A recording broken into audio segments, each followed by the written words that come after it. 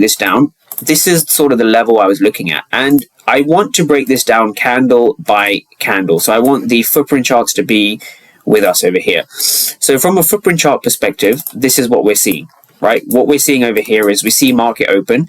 This here, 9:36, was of course the first 15 minutes of market open. So the way that I look at order flow is I'm not looking at every number. I'm certainly not looking at every candle. I just want to see the delta in and around my key levels, mainly in my key levels. So what we can see here, 9:36, a huge blue delta pops up in the market just over here. Now, when we dive into that carefully, we see 482 for 913. Again, large positive delta, but the market found some kind of resistance as we broke below the zone here. So between 936 and 940, what we want to understand is that there is obviously some kind of passive seller over here, right? There is obviously a passive seller sitting over here. So for those who don't know what a passive seller is, a passive seller is responsible for absorbing the buy orders, right? So here there was a lot of buy orders, 935, 936, 937.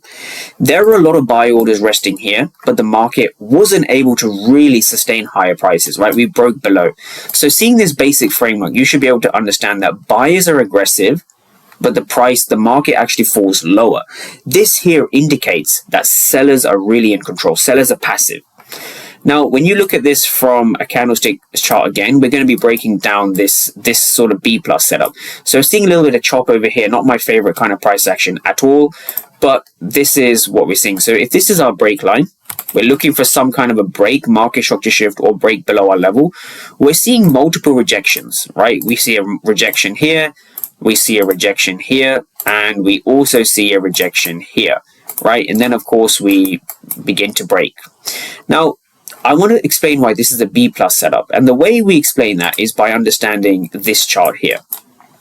So if we just take a look at why this was an A plus setup, the reason it's a setup, right? The reason it's somewhat of a setup is because we see the absorption of buyers, right? We see the absorption of aggressive buyers.